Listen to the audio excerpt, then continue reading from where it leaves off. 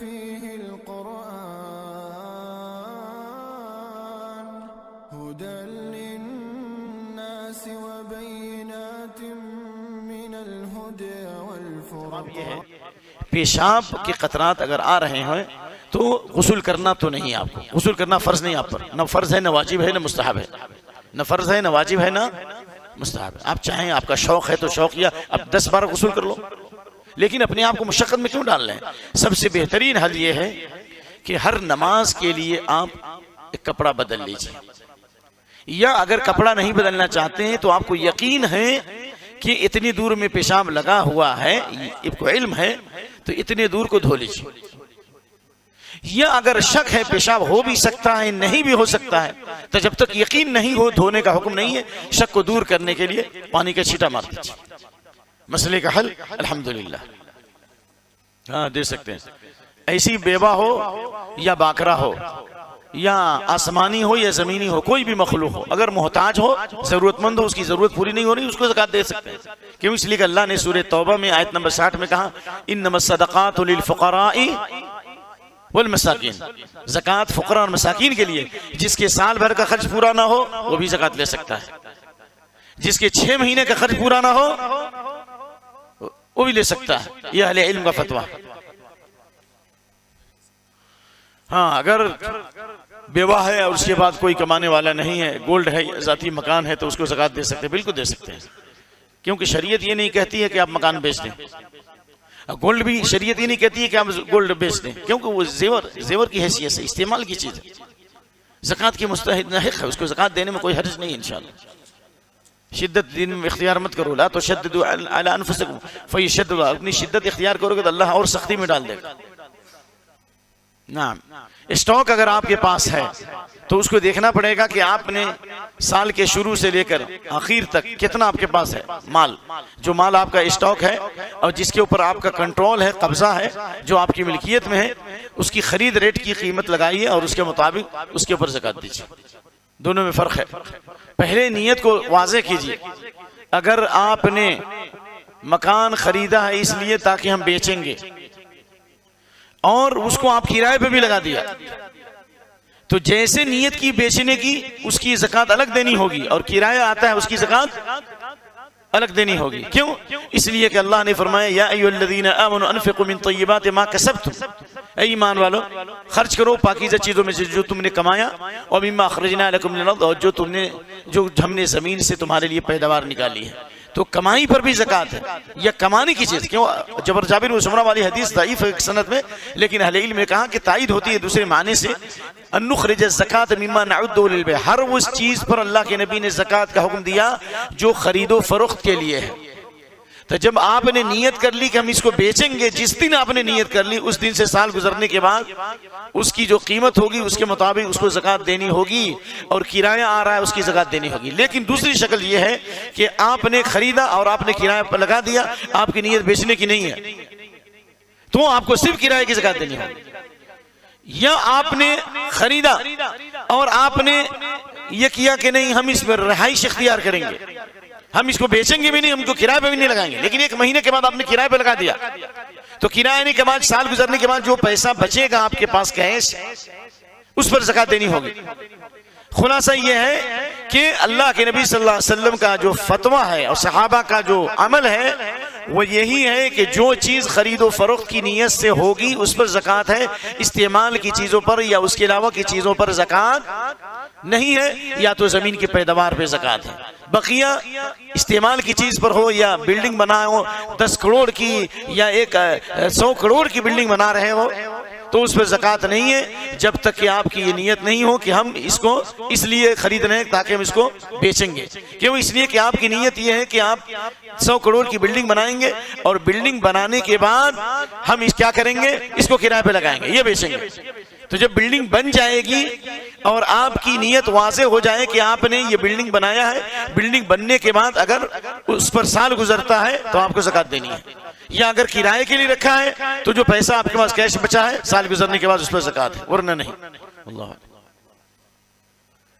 खुलासा यही है कि अगर सोना 85 ग्राम या 84 ग्राम नहीं होता है तो उस पर ज़कात नहीं है, लेकिन आपके पास सोना 4 तोले 5 तोले है और कैश है तो दोनों को मिलाना पड़ेगा, और अगर नहीं है तो नहीं मिलाना पड़ेगा।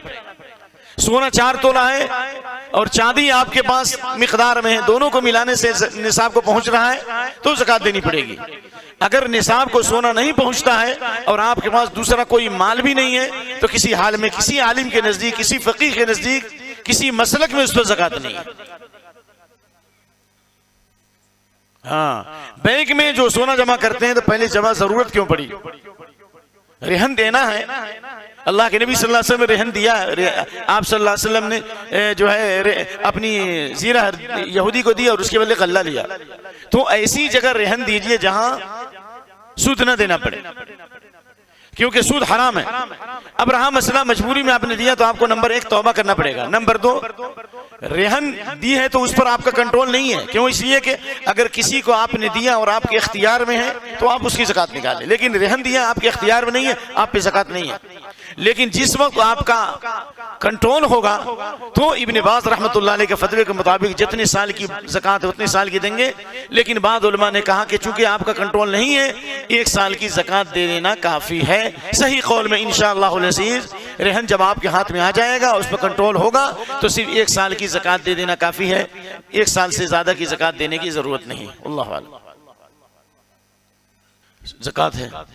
अगर सास ने बहू को ज़कात दी और किसी वजह से बहू ने यानी अपने शौहर को दे दिया तो उसके लिए इस्तेमाल करना जायज़ है, क्योंकि अल्लाह के नबी सल्लल्लाहु अलैहि वसल्लम की वो हदीस है, हज़रत बरीरा रज़ी अल्लाह ताला अन्हा को सदक़े का गोश्त मिला था। आपने फरमाया कि किसका गोश्त पकड़ा है? कहा बरीरा का। कहा उसके लिए सदका है लेकिन मेरे लिए हदिया है। हुक्म बदल जाता है। अगर बीवी ज़कात के मुस्तहिक है, वो ज़कात ले लिया और वो गिफ्ट के तौर पर शौहर को देती है, या शौहर उसका ज़कात का मुस्तहिक है तो भी देती है, दोनों सूरत में जायज़ है। शौहर बीवी को ज़कात नहीं दे सकता, लेकिन बीवी शौहर को ज़कात दे सकती है। अब्दुल्लाह बिन मसूद रज़ी अल्लाह अन्हु की बीवी ज़ैनब नबी सल्लल्लाहु अलैहि वसल्लम के पास आई पूछने के लिए कि मेरा शौहर बड़ा गरीब है, क्या मैं उसको ज़कात दे सकती हूँ? तो आपने कहा कि डबल सवाब मिलेगा। क्या मिलेगा? डबल। एक सदक़े का सवाब और दूसरा रिश्तेदारी जोड़ने का सवाब मिलेगा। तो बाज़ उलमा इस वक्त के कहते हैं कि नहीं वो नफली ज़कात है। नहीं, गलत बात है।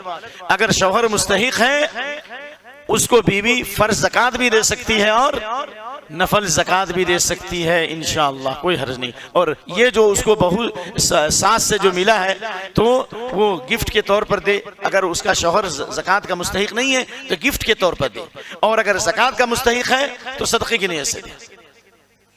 अल्लाह अल्लाह। बिल्कुल दे सकते हैं, लेकिन इस बात का ख्याल रहे कि घर का आदमी भूख से मर रहा हो, तड़प रहा हो, और पानी जमजम का पानी बांट रहे हैं कहाँ जाकर? अमेरिका, लंदन में। ऐसा नहीं होना चाहिए। यहाँ भूख से तड़प रहे हैं लोग और यहाँ के गरबा को छोड़ करके दूर जाना ये दुरुस्त नहीं है।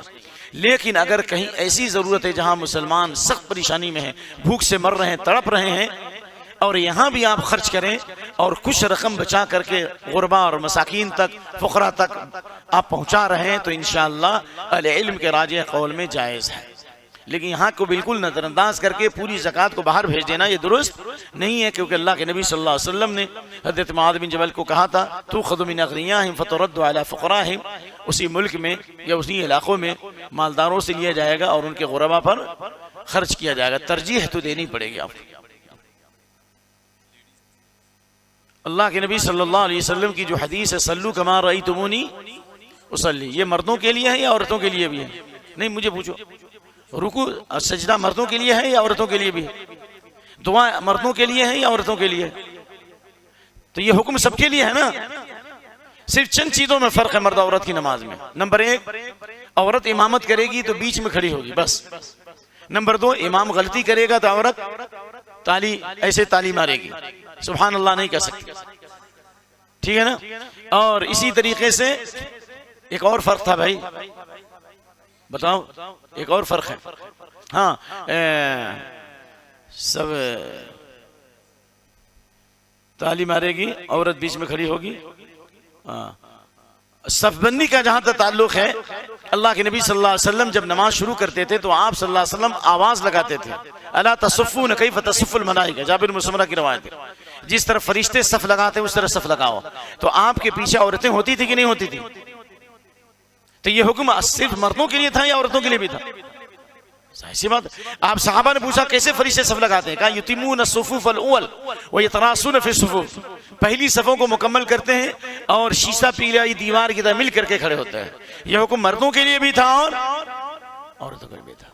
नंबर एक। नंबर दो, मर्द औरत की नमाज में जो फर्क करते हैं कि मर्द के बैठने का तरीका अलग और औरत का तरीका अलग है। हालांकि बुखारी में ये रवायत मौजूद है उम्मे दर्दा फ़क़ीहा का, वकानत उम्मे दर्दा तजलिसु फ़ी सलातिहा जिलसत रजुल वकानत फ़क़ीहा, उम्मे दर्दा नमाज में इस तरह बैठती थी जिस तरह मर्द बैठता है। इमाम अबू हनीफा रहमतुल्लाह अलैह के उस्ताद इब्राहिम बिन यजीद अन-नख़ी बहुत बड़े फ़क़ीह, बल्कि शाह वलीउल्लाह फरमाते हैं इमाम हनीफा की फ़िक़्ह जो है इब्राहिम नख़ी से ली गई।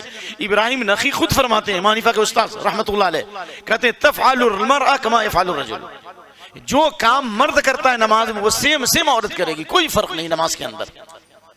लिहाजा सबबंदी जिस तरह मर्द करते हैं औरतें भी करेंगी, लेकिन ऐसा भी ना हो कि इतनी सख्ती करते हैं बाज़ लोग कि बिल्कुल पूरी नमाज में ग़ुरबाए अहले हदीस की तरह से आप ग़ुरबाए अहले हदीस के पीछे नमाज पढ़ें कि नहीं पढ़ें?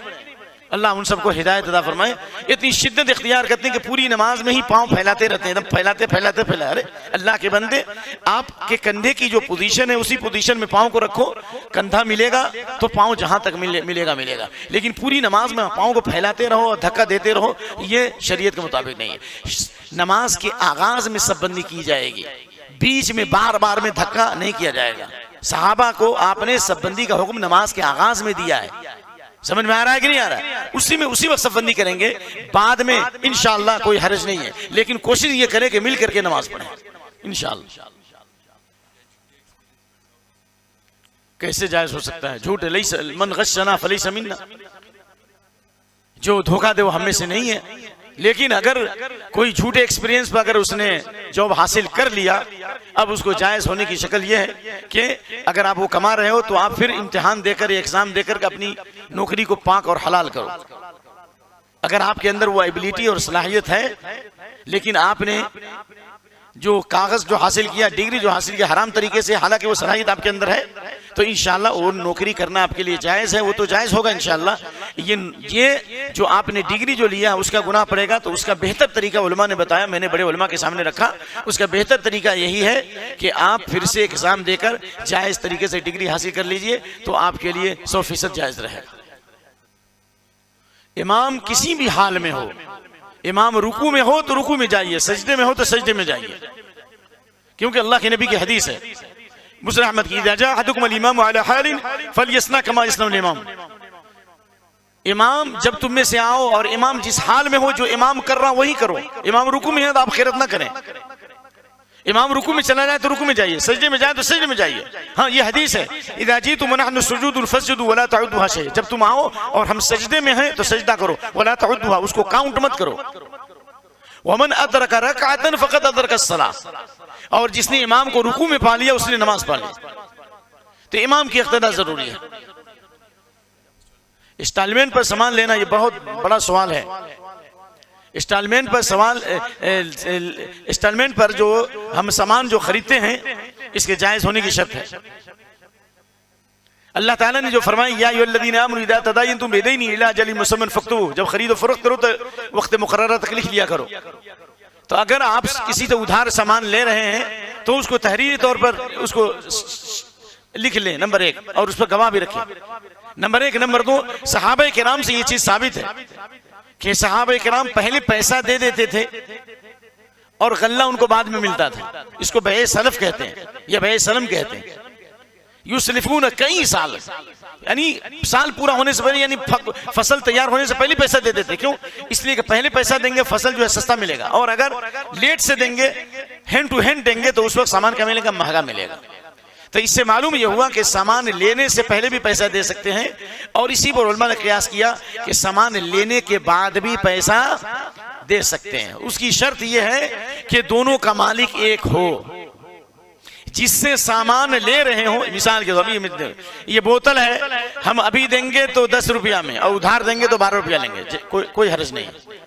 उसकी एक मिसाल है, देखो ये कलम है, हम किसी से 10 रुपया में बेचा, शेख फजलुर रहमान कहते हैं हमने आपसे 10 रुपया में बेचा और मौलाना आ गए तो हमने उसको 5 ही रुपया में दे दिया। एक सामान की दो कीमत हो सकती कि नहीं? ये कलम हमने 10 रुपया में दिया, मौलाना आ गए तो हमने 5 रुपये में दिया। एक सामान को दो कीमत पे बेच सकते कि नहीं? तो इस जब एक सामान की दो कीमत हो सकती है तो उधार कीमत को ज्यादा रखना, नकद कीमत को कम रखना कोई हर्ज नहीं है। लेकिन जिससे आप उधार खरीद रहे हैं पैसा उसी को देना पड़ेगा। ये नहीं कि सामान उससे लिया पैसा किसी थर्ड पार्टी को दे रहे हैं, ये जायज नहीं है। समझ में आ रहा है कि नहीं आ रहा है? उसकी मिसाल ये है कि आपने गाड़ी लिया शोरूम से, शोरूम वाले से आप पैसा दे रहे फाइनेंस वालों को, और फाइनेंस वाले जो है पूरी वो जो है पूरी गाड़ी जो का पैसा वो उनको देते हैं शोरूम वालों को, और आपसे पैसा खा रहे हैं। ये जायज नहीं है। जायज होने की शक्ल ये है कि फाइनेंस कंपनी वाले पूरी गाड़ी खरीद लें, समझ में आ रहा है ना, और उस पर कब्जा जमा लें और फिर आपसे इंस्टॉलमेंट पर वो गाड़ी की कीमत है कि अगर अभी लोगे तो हम 10 लाख में देंगे और उधार लोगे तो 12 लाख में देंगे, कोई हर्ज नहीं है।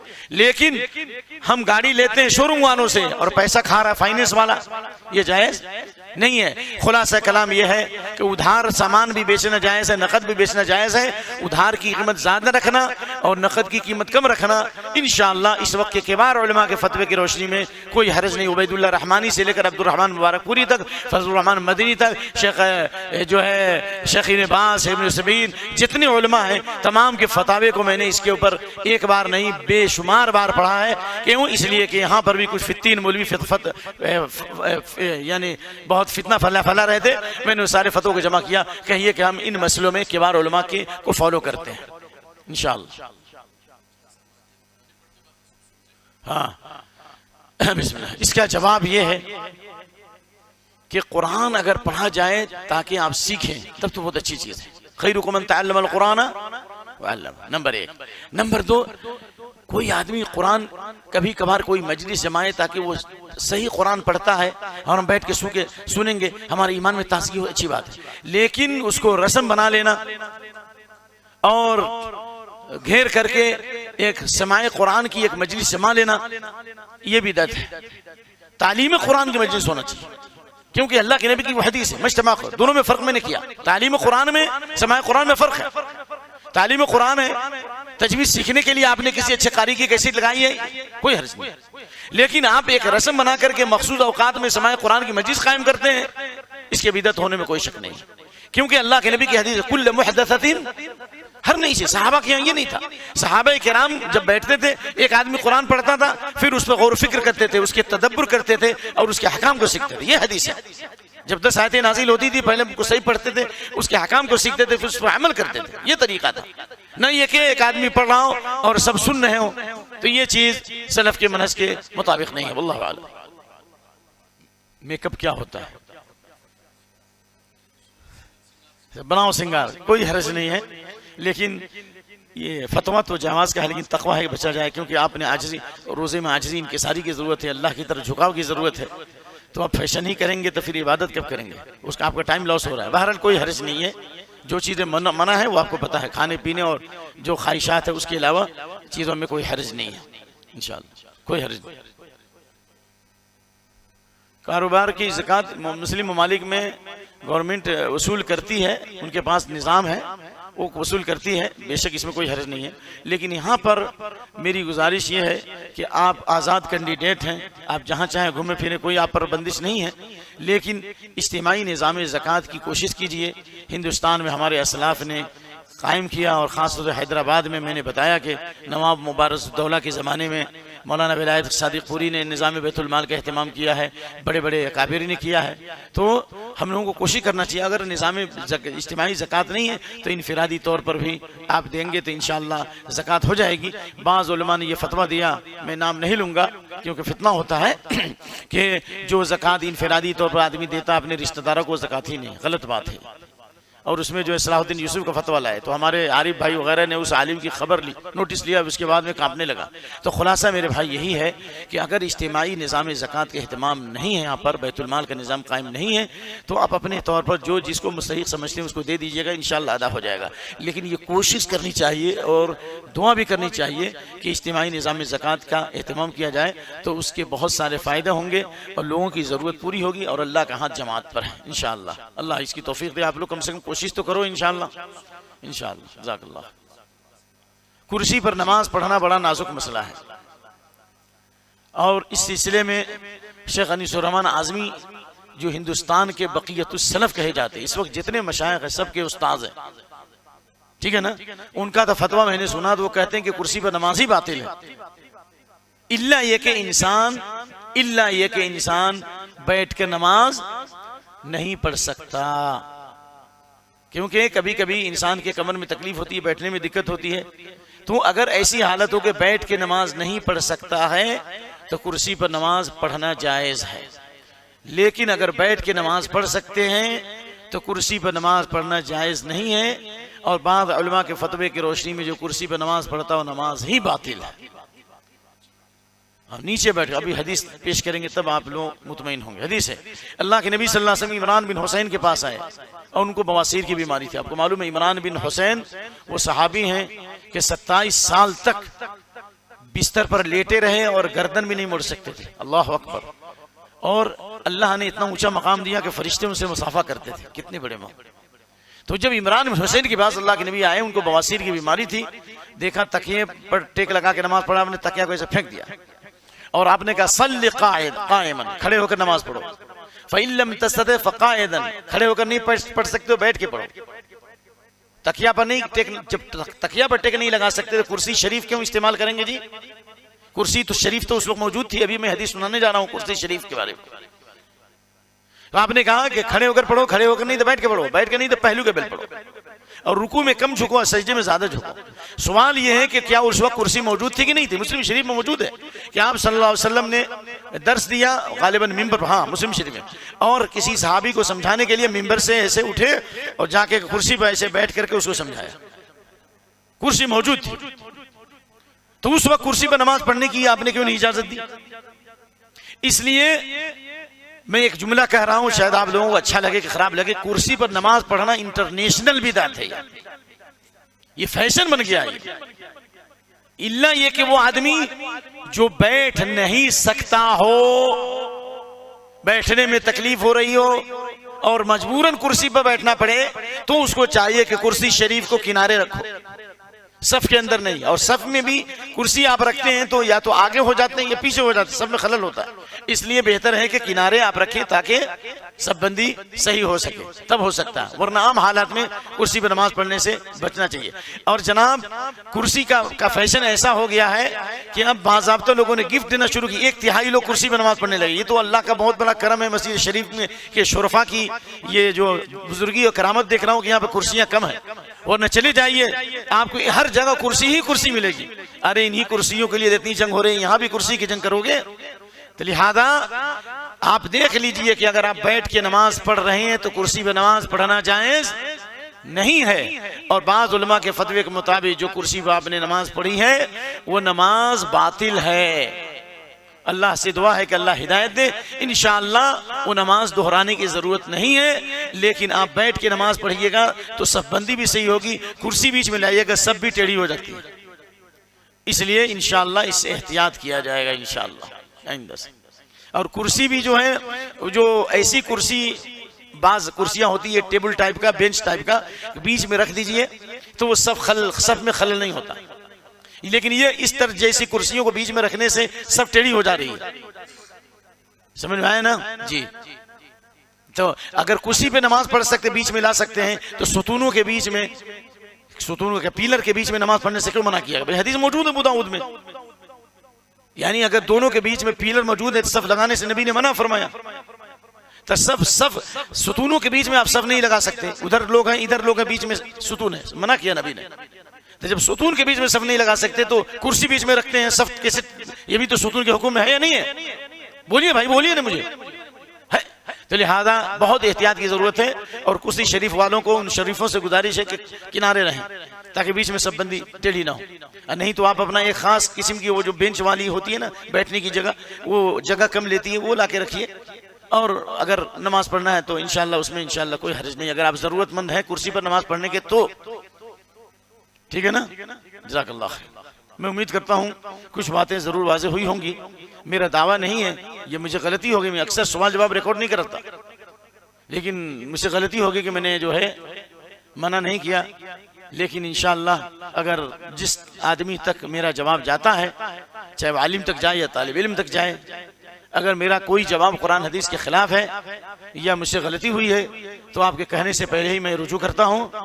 और सुबह का सूरज बाद में निकलेगा इंशाल्लाह, उससे पहले हम रुजू कर लेंगे दलीलों की रोशनी में। ये मेरा ऐलान है, जिससे इमाम शाफी रहमतुल्लाह अलैह ने कहा हर वो मसला जो मैंने बयान किया है अगर वो कुरान हदीस के खिलाफ है तो मैं ज़िंदगी में भी रुजू करता हूँ और मरने के बाद भी रुजू करता हूँ। तो जो मसला मैंने बताया और कोई बड़े आलिम का फतवा मेरे इस फतवे के खिलाफ है तो वही मसलक मेरा है और वही मेरा जवाब होगा जो बड़े आलिम देंगे, न कि मेरा जवाब।